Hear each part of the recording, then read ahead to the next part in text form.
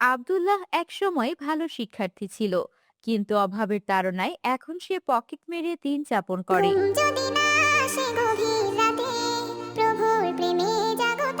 চল বন্ধু, আরো কয়েকটা পকেট কাটি। না, আমার আর লাগবো না।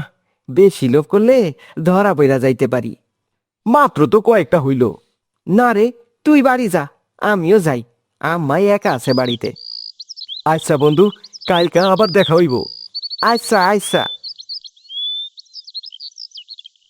আব্দুল্লাহ বাজার থেকে চুরি করা টাকা নিয়ে বাড়ি ফেরে। এসে দেখে তার মা অসুস্থ শরীর নিয়ে সেলাই মেশিন চালাচ্ছেন। আম্মা, ও আম্মা, খাউন দেও। বাবা, আসছিস? বয়, আমি খাওন দিতাছি। আম্মা, তুমি আবার এই মেশিন লইয়া বইছো? তোমারে না কইছি মেশিন চালাইবা না। তুই ছোট মানুষ, একলা কি আর সংসারের ভার চালাইতে পারোস? হ, পারুম। তোমার অসুস্থ শরীর লইয়া আর মেশিন চালান লাগবো না।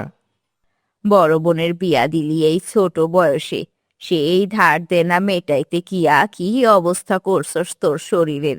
এত চাপ কি আর তরে দেওন যায় বাপ? আর কিসের চাপ আছে, যার জন্য তোমারে কাজ করন লাগতাছে? ঈদ গেল, তোর বোনের বাড়িতে তো কিছু দিতে পারি নাই। এখন কিছু বাজার সদাই কইরা দেওন লাগবো, নাইলে তোর বোন যে কথা শুনবো। তুমি এত ভাইব না তো। আমি কালকার মধ্যে আপার বাড়িতে বাজার কইরা দিয়ামু। আহো, অহন ভাত খাই। হাত মুখ ধুয়ে আয়, খাবার বাড়তাছি। আব্দুল্লাহ হাত মুখ ধুয়ে খাবার খেতে বসে। খেতে খেতে সে মনে মনে চিন্তা করতে থাকে। প্রতিদিন যা কামাই তা তো আমাদের বাজারেই শেষ হইয়া যায়। আপার বাড়িতে বাজার দিতে গেলে আরো বেশি কাজ করতে হইব, রিস্ক নেওন লাগবো। আব্বা, কি ভাবতাছোস? কিছু না আম্মা, তুমি খাও। পরদিন আব্দুল্লাহ আবার পকেট মারতে বের হয়। কয়েকটা পকেট মেরেও বোনের বাড়ির সওদা করার মতো যথেষ্ট টাকা সে জোগাড় করতে পারে না। কি রে বন্ধু, কি হইছে তোর? আজ যেমন মন মরা হয়ে আছোস কে? এতগুলা পকেট মারলাম, কিন্তু টাকা তো বেশি পাইলাম না। কস কি, তোর তো বাড়ির জন্য ভালোই টাকা উঠছে। বাড়ির জন্য ভাবতাছি না রে। আমার আপার বাড়িতে বাজার দেওয়ান লাগবো, কিন্তু সেই টাকা তো উঠলো না। তো এখন কি করবি? তুই বাড়ির যা, আমি দেখি দোকানের সামনে কারো পকেট মারা যায় কিনা। দোকানের সামনে তো বেশি ভিড় থাকে না, ধরা পড়া যাইতে পারোস। কিছু করার নাই রে, তুই বাড়ি যা। আচ্ছা, কালকা দেখা হইব। আব্দুল্লাহ একটি দোকানের সামনে ওত পেতে থাকে। এক খদ্দের কেনাকাটা শেষে টাকা পকেটে রাখতেই আব্দুল্লাহ হাত বাড়ায়, কিন্তু দুর্ভাগ্যবশত সে হাতে নাতে ধরা পড়ে। চারপাশ থেকে লোকজন ছুটে আসে। গণপিটুনির ভয়ে আব্দুল্লাহ যান প্রাণ নিয়ে দৌড়াতে শুরু করে। উত্তেজিত জনতা লাঠিসোঁটা নিয়ে তার পিছু নেয়। নিরুপায় দেখে আব্দুল্লাহ সামনে একটি মসজিদ দেখে ভেতরে ঢুকে পড়ে। আরে, তুমি কে? তুমি কি মাদ্রাসায় নতুন? না না, না, মানে আমি এইখানে এমনি আইছি। হুজুর, ও তো আমাদের সাথে পড়ে না, ও তো চুরি করে। চুরি করে? তুমি ওকে চেনো নাকি? হ্যাঁ হুজুর, ওকে তো চিনি। বাবা, তুমি সত্যি করে বলো তো, কি হয়েছে তোমার? মিথ্যা কথা একদম বলো না। আসলে হুজুর, আমি চুরি করতে গিয়া ধরা পড়ছি। আর চুরি করবো না হুজুর। আমারে বাঁচান হুজুর, ওরা বাইরে আছে। আমারে মাইরে ফেলাইব হুজুর, আমারে বাঁচান হুজুর, আমারে বাঁচান।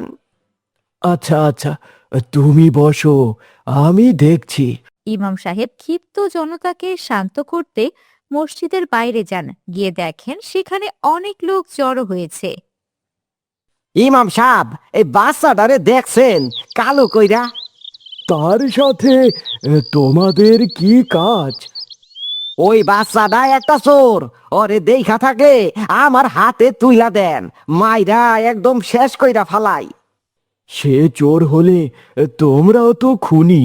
বাচ্চাটা কি টাকা নিতে পেরেছে? না, নিতে পারি নাই। যাও, বাড়ি ফিরে যাও। আল্লাহর ঘরের সামনে চিল্লাপাল্লা করো না। কিন্তু ইমামের কথায় লোকজন পিছু হটে ফিরে যায়। ইমাম ভেতরে আব্দুল্লাহর কাছে ফিরে আসেন। যা করেছো করেছো, আর কখনো এমনটি করবে না। একটু পর আজান হবে, আমাদের সাথে নামাজ পড়বে, আল্লাহর কাছে খাস দিলে তওবা করবে, বুঝেছো? জি, বুঝছি হুজুর, আপনারে অনেক ধন্যবাদ। ধন্যবাদ দিতে হয় না, শুকরিয়া আদায় করো। আর কেউ একজন গিয়ে দেখো তো মুয়াজ্জিন সাহেব এখনো আসছে না কেন। হুজুর, মুয়াজ্জিন দাদুর বাসার পাশেই আমার বাসা। উনি তো অনেক অসুস্থ হয়ে পড়েছেন, আসার সময় শুনলাম। ইন্না লিল্লাহ, তাহলে তো মুসিবত হয়ে গেল। এখন আজান দেবে কে? হুজুর, আমি কি একটা কথা কইতে পারি? বলো বাবা, কি বলবে? হুজুর, আমি খুব সুন্দর আজান দিতে পারি। আমার আব্বাই মুয়াজ্জিন ছিল, ওনার কাছেই শিখছি। অভাবে তাড়নায় পইরা চোর হইছি। আমি কি আজান দিতে পারি? তাই নাকি? কিন্তু তার আগে আমাকে একটু আজান শোনাও তো দেখি। আচ্ছা হুজুর। আল্লাহু আকবার, আল্লাহু আকবার, আল্লাহু আকবার, আল্লাহু আকবার, আশহাদু আল্লাহ ইলাহা ইল্লাল্লাহ, আশহাদু আল্লাহ ইলাহা ইল্লাল্লাহ। আব্দুল্লাহর সুললিত কণ্ঠের আজান শুনে ইমাম সাহেব মুগ্ধ হয়ে যান। মাশাআল্লাহ, কি মধুর কণ্ঠ তোমার। শোনো বাবা, তুমি চুরি করা ছেড়ে দাও। তা তো দিমু, কিন্তু এখন কি কইরা খামো হুজুর? যতদিন মুয়াজ্জিন সাহেব সুস্থ না হচ্ছেন, ততদিন তুমি আজান দেবে। উনি সুস্থ হলে তোমাকে অন্য মসজিদের মুয়াজ্জিন বানিয়ে দেব। তবুও তুমি হারাম পথে যেও না বাবা, হালাল পথে থাকো, আল্লাহ পাক রহমত দেবেন। হুজুর, আমি আর কোনো দিন চুরি করুম না। এই চুরির টাকাগুলা আমি যার কাছ থেকে নিছি তারে খুঁজা দিয়ে আসুম। কেঁদো না বাবা, আল্লাহ পাক আমাদের সবাইকেই এভাবে হেদায়েত দান করুক, আমিন। এভাবেই আব্দুল্লাহর জীবনের মোড় ঘুরে যায়। পকেটমার থেকে সে মসজিদের মুয়াজ্জিন হয়ে যায়। হালাল পথে অল্প আয়েও এখন তার মনে অনেক শান্তি। তোমাদের জন্য একটি কুইজ আছে। যারা কুইজের সঠিক উত্তর দিতে পারবে তাদের নাম পরবর্তী ভিডিওতে অ্যানাউন্স করা হবে। এর আগের ভিডিওতে কুইজের সঠিক উত্তর দিয়েছে সামিহা ইসলাম, লীলা, মালিহা, তাওহিদ, মল্লিকা, নুসরাত আরও অনেকে। আজকের কুইজ হলো, রাসূল সাল্লাল্লাহু আলাইহি ওয়াসাল্লাম কোন ফলকে জান্নাতের ফল বলেছেন? সঠিক উত্তরটি এবং তোমাদের নাম কমেন্টে জানিয়ে দিও এবং সাবস্ক্রাইব করে বেল আইকনটি বাজিয়ে দাও, যাতে করে নতুন ভিডিওর কুইজে সবার আগে অংশগ্রহণ করতে পারো। দেখা হবে নতুন কোনো দিনই গল্পে। আল্লাহ হাফিজ। আয়েশার বাবা মা তার দাদুকে একদমই সহ্য করতে পারে না। প্রতিদিন দাদুকে নিয়ে তাদের ঘরে অশান্তি আর ঝগড়া লেগেই থাকে। কত করে বলি তোমাকে, তোমার বাবাকে বৃদ্ধাশ্রমে রেখে আসো, তুমি আমার কোনো কথাই শোনো না। আহা, চাইলেই তো আর রেখে আসতে পারি না, আমার তো হাত পা বাঁধা। আমি এত কিছু বুঝি না, তোমার ওই বুড়ো বাপের সেবা আমি করতে পারবো না, আমার একদমই ভালো লাগে না। আমি তো সবটাই বুঝি, কিন্তু কি করব বলো? তুমি যেভাবেই হোক তাকে বৃদ্ধাশ্রমে রেখে আসো, না হলে কিন্তু আমার মন যা চায় আমি তাই করব। বাবার জন্য আমরা নিজেদের মতো করে জীবন কাটাতে পারছি না, এটা আমি জানি, কিন্তু সমাজের মানুষের ভয়ে তো কিছু করতে পারি না। না হলে কবে বৃদ্ধাশ্রমে রেখে আসতাম। তুমি একটু ধৈর্য ধরো, যা বয়স হয়েছে কিছুদিন পর এমনিতেই মরে যাবে। এই কথা তো বিয়ের পর থেকেই শুনে আসছি, না জানি বুড়োটা কবে মরবে। তাদের এই নিষ্ঠুর কথাবার্তা আয়েশার দাদু নিজের ঘর থেকে শুনতে পান এবং ঠুকরে কেঁদে ওঠেন। আল্লাহ, তুমি এ কেমন একটা দিন আমাকে দেখালে, খোকার মাকে যেমন তুমি তোমার কাছে নিয়ে গেছো, আমাকে কেন নিয়ে গেলে না খোদা? তুমি কি আমায় একদমই ভালোবাসো না? এভাবেই প্রতিদিন আয়েশার দাদুকে নানা অবমাননাকর কথা শুনতে হয়। তারা প্রতিদিন ভালো ভালো খাবার খেলেও দাদুর পাতে জোটে সামান্য দুটো রুটি আর সবজি। ঘুম যদি না আসে গভীর রাতে, প্রভুর প্রেমে এই যে নিন আপনার খাবার। ঘুম যদি না আসে বৌমা, আজকেও শুকনো রুটি আর বাসি তরকারি। মাঝে মাঝে মনে হয় আমি কোনো জেলখানায় আছি। এটুকুই বা কে করবে আপনার জন্য শুনি? যা দিয়েছি তাই খান। আপনার ছেলে আর নাতনির জন্য কত খাবার বানাতে হয়, তারপর আপনার জন্য আবার নতুন করে খাবার বানাতে হয়। এই বাসি তরকারি খেয়ে নিন, আর কিছু নেই। রান্নাঘর থেকে তো গরুর মাংসের সুবাস আসছিল বৌমা, একটু গরুর মাংসের ঝোলও তো দিতে পারতে। ওরে বাবারে, গরুর মাংসের ঝোল খাবে? এটা খেলে খাবেন, না খেলে নাই। আচ্ছা, আপনারা তো লোভ কেন বলুন তো? এক পা কবরে চলে গেছে তবুও লোভ ছাড়েননি।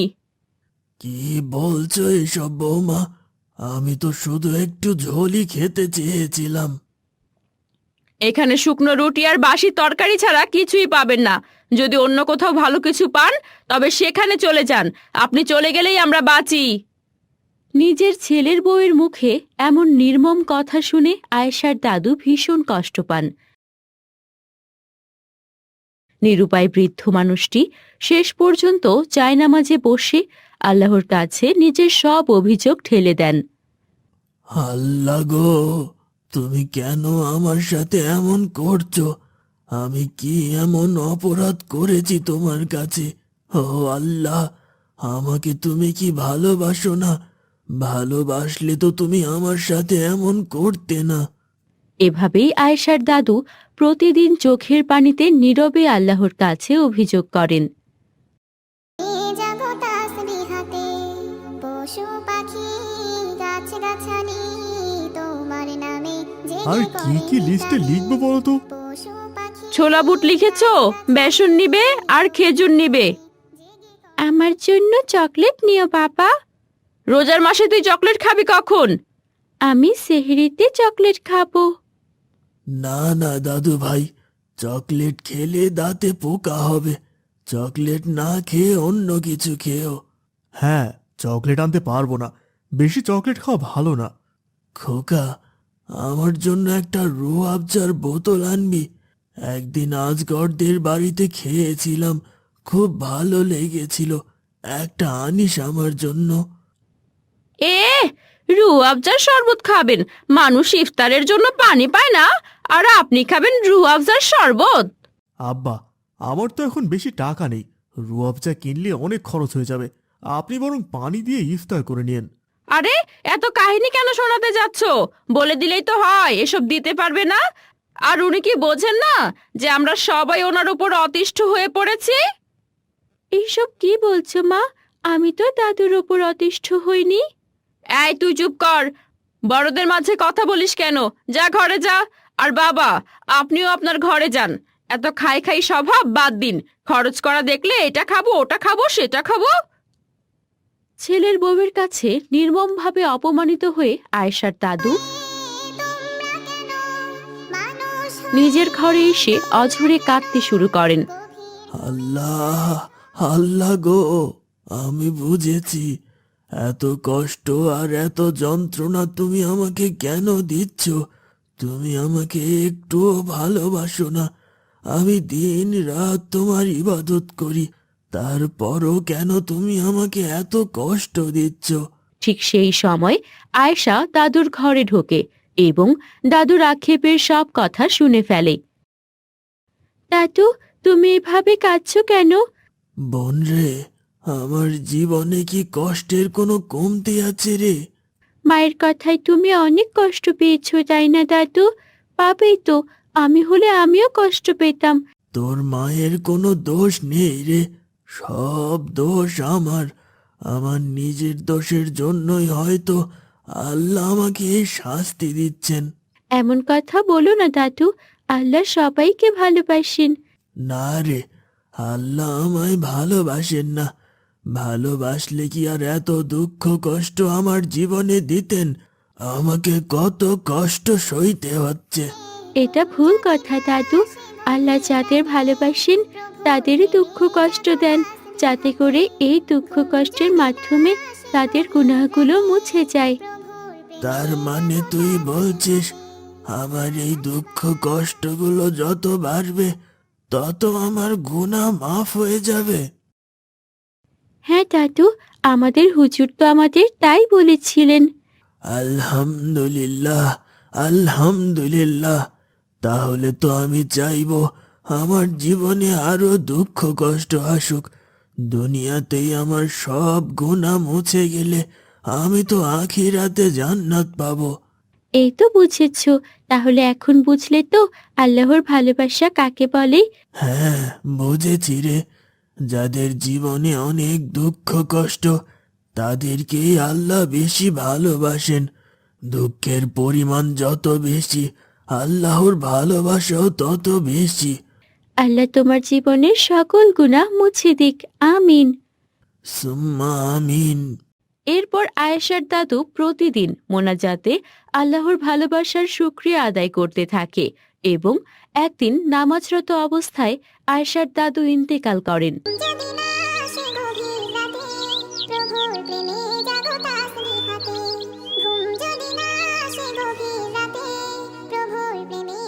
আব্দুল্লাহ এতিম, ছোট থেকে মামা বাড়িতেই মানুষ হয়েছে, তাই পড়ালেখা না করিয়ে মামা তাকে লোকের বাড়িতে কাজ করতে পাঠায়। আব্দুল্লাহ, কিরে কই গেলি? এই তো মামা, এখানে আছি। কি হয়েছে বলো? আজকে আরো একটা কাজ এসেছে, তোকে যেতে হবে। কোথায় মামা? তোকে গিয়ে রেখে আসবো ক্ষণ, তখন দেখিস কোথায়। অনেক বড় লোক মানুষ ওরা, ওখানে ভালোভাবে কাজ করবি। আচ্ছা মামা। কই গো, বাজার এনেছো? বাজার? এই রে, ভুলে গেছি, পরে নিয়ে আসবো। ভুলে গেছো নাকি? সব টাকা আবার জুয়ায় ভাসিয়েছো কোনটা? কি বলছো কি? আমি ওসবে আছি নাকি? সব জানি আমি, আমার কাছে অভিনয় করো না। শোন আব্দুল্লাহ, এরপর থেকে সব টাকা এনে আমায় দিবি, বুঝেছিস? আচ্ছা মামি। আর তোমায় বলছি, আসার সময় যেভাবে পারো বাজার করে আনবে, না হলে মুখে আজ খাবার চড়বে না বলে দিলাম। ধুর ধুর, বাড়ি আসলেই খ্যাচখ্যাচানি শুরু হয়ে যায়। মামা, তুমি জুয়া খেলো কেন? তুমি জানো না জুয়া খেলা ভালো না, আল্লাহ নারাজ হন। তুই এসব কোথায় শিখেছিস? হ্যাঁ, এইটুকু বাচ্চা হয়ে আমায় জ্ঞান দিচ্ছিস? আয়েশা যখন পড়ে তখনই শুনেছি। আর আমার মেয়ের আশেপাশে তোর কি? হ্যাঁ, ও পড়তে বসলে ওর কাছে একদম যাবি না। আচ্ছা মামা। চল এখন, তোকে রেখে আসি। তোমার নামে জেগে করে মিতালি, পশু পাখি গাছগাছালি, তোমার নামে জেগে করে মিতালি। মানুষ হয়ে তোমরা কেন, মানুষ হয়ে তোমরা কেন। দেখ কাউসার, আমার এই বিলটা তোকে পারমিট করে দিতেই হবে। আমি তোর কোনো কাজ করে দিতে পারবো না। এর আগেও বলেছি, এখনো বলছি, তুই আমার কোনো কাজের না। তোকেও আমি কোনো কাজে সাহায্য করব না। যা এখান থেকে। কাজটা ভালো হচ্ছে না, কিন্তু এর ফল অন্যরকম হবে। তোর যা করার করে নে, এখন চোখের সামনে থেকে যা। আসসালামু আলাইকুম চৌধুরী সাহেব। ওয়ালাইকুম আসসালাম। কে তুমি? আর হুট করে এখানে চলে এসেছো কেন? বাইরে কি দারোয়ান নেই? বাইরে দারোয়ান আছে চৌধুরী সাহেব, দরজা খোলা ছিল তাই চলে এলাম। তাহলে দারোয়ানের সাথে কথা না বলে তোমরা চলে এলে কেন? ছোট লোকদের সাহস কত? কেন এসেছো বলো? আগে আমার ভাগ্নেকে নিয়ে এসেছি, ও এখানে কাজ করবে। ও, এই তাহলে নতুন চাকর? শোন, ঘরের কাজ করবি ভালো কথা, কিন্তু কিছু ছবি না। আমার জিনিসপত্র ময়লা হলে বেতন কেটে নেব। ঠিক আছে চাচা। কি কি বললি তুই? তোর চাচা? ছোট লোক গরিব কথাকার, সাহস হয় কি করে আমাকে চাচা বলার? ভুল হয়ে গেছে ওর, আসলে ছোট তো। এ আব্দুল্লাহ, কিসের চাচা? হ্যাঁ, স্যার বলে ডাকবি, ক্ষমা চা। ক্ষমা করে দিন স্যার। ঠিক আছে ঠিক আছে, যা কাজ কর গিয়ে। গরিব বলে লোকটা এমন ব্যবহার করছে কেন? যতই গরিব হই, দিন শেষে আমরা তো সবাই মানুষ। আল্লাহর সৃষ্টিকে কখনোই হেয় করতে নেই। ইনি এত বড় মানুষ হয়েও তা জানে না। আসে গভীর রাতে, প্রভুর প্রেমে জাগো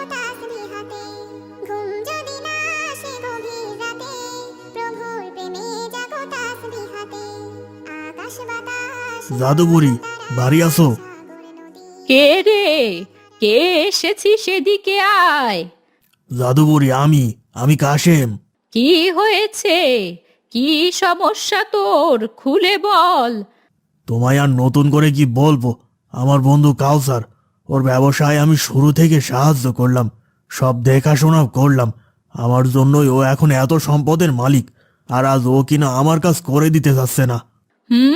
বুঝেছি, কিন্তু তুই এখন কি করতে চাস সেটা বল। তুমি এমন কিছু করো যাতে ওর অনেক বড় লস হয়ে যায়, পথে বসে যায় ও। কাজটা খুব কঠিন, কোনোভাবেও জানতে পারলে কেলেঙ্কারি হয়ে যাবে। হা হা হা হা হা। তোমার যত টাকা লাগে আমি দেব, কিন্তু তুমি কাজটা করে দাও শুধু। টাকার দিকটা ঠিক থাকলে আমিও ঠিক থাকি। ঠিক আছে, কাজ হয়ে যাবে, তুই চিন্তা করিস না। আমি খোঁজ খবর নিয়ে ওখানকার কাউকে দিয়েই তাবিজ পুঁতে দেব। তুমি যেহেতু দায়িত্ব নিয়েছো, সেহেতু আমার আর চিন্তা কিসের। এই নাও কিছু অগ্রিম টাকা, বাকিটা কাজের পর দেব। ঠিক আছে, তোর কাজটা হয়ে যাবে। সাগর নদী ঝর্ণা ধারা পাখিদের কলতানে মিষ্টি সুরে পাখিদের কলতানে মিষ্টি সুরে। এদিকে আব্দুল্লাহকে কাউসার চৌধুরী প্রায় অপমান করতে থাকে এবং কারণে অকারণে বেতন কাটতে থাকে। জাদুর বুড়ি এসব লুকিয়ে লুকিয়ে নজরদারি করে। এই ছেলে, তোর মন এত খারাপ কেন? কি হয়েছে? না বুড়িমা, আমার কিচ্ছু হয়নি।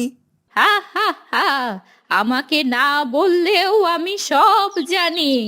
ওই বাড়িতে তুই কাজ করিস, তোকে ওই বাড়ির মালিক অনেক অপমান করে, বকে, আবার বেতনও কেটে নেয়, তাই না রে? তুমি এসব কিভাবে জানো? তুই আমায় না বললে কি হবে?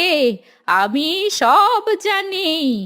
আমার বলা উচিত না, মানুষের নামে বদনাম করা আল্লাহ পছন্দ করেন না, তাই আমি তোমাকে কিছু বলতে চাইনি।